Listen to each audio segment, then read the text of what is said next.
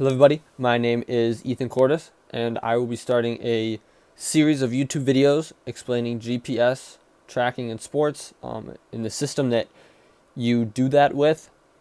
I am currently using the system with Midwest United FC soccer team based out of Grand Rapids, Michigan, but the system is used by many other soccer teams and even professional teams around the world.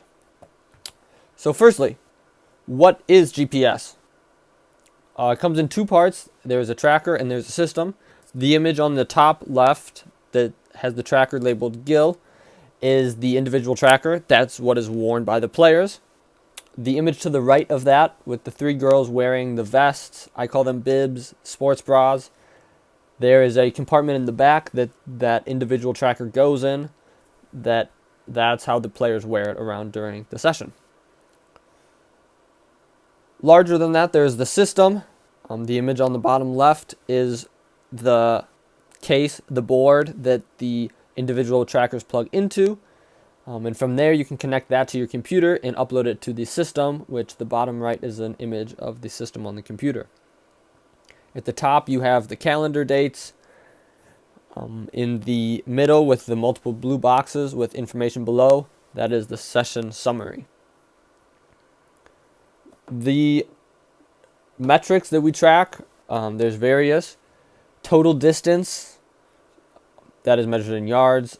Explosive distance, high speed running per minute, sprints, accelerations, decelerations, just to name a few.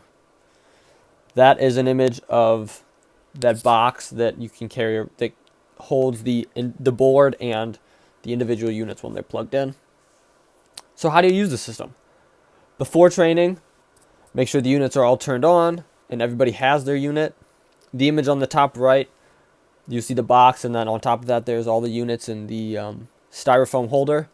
When the units are on, they'll have a flashing green or red if it's not connected to the satellite yet, and then it will display the name and it will scroll through a few other information stats. After training, collect all the units, make sure they're all turned off, and then after that, once you have time or have access to an electrical outlet where you can plug in the board, you do the data analysis part. So you go into individual sessions, and here you can see this is an individual graph of Maris-Klein. And then from there you can cut the drills. And that's the highlighted sections along that graph. So you can go in and say from, 212, for example, to 240, they were doing this drill, and you label that drill. And then when you generate your PDF with the session summary, right, that you'll send to the coach or whoever you're reporting the data to, you can select those drills and put it in there. That's really prevalent on like game days when kids will play half the first half but not the second half. So you go in and then only select the part of the first half that they played, and you upload that to the PDF. That will better adjust the metrics that are relative to amount or time that the GPS has been on. So when and why do you use it? When more in-depth information is required. So like the Midwest teams I'm working with are ECNL level, which is the highest level there is. So they're looking for any way that they can better their opponents, right? And this information hopefully allows them to have that little bit more edge. Just their training can be a little bit more informed because they know exactly what their players are doing.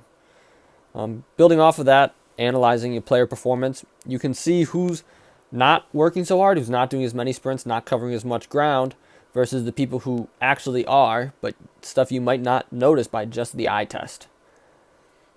And then kind of building off of that, you can analyze the intensity of practice. So, for example, there was a day last week that we had a smaller section of the field than normal. Well, practice, like the amount of sprints done during practice was a lot lower than the normal amount because there just wasn't as much space. Accelerations and decelerations were still fairly similar, right? But in the smaller space, the number of full-on sprints performed wasn't as high. And finally, program planning. So, for example, if the coach notices, well, that drill didn't look very match realistic, I'm not going to include that in my future practice plans, so it can help them be better informed on how to make their practices. And also injury reduction. If you see that a girl is covering a lot of distance, playing a lot of minutes, you can say, well, maybe we need to give her a day off. There was the previous athletic trainer who I was not able to meet, even apparently made a off-season conditioning program for the girls to reduce injuries based on this data, but that's not something that I have been able to see yet.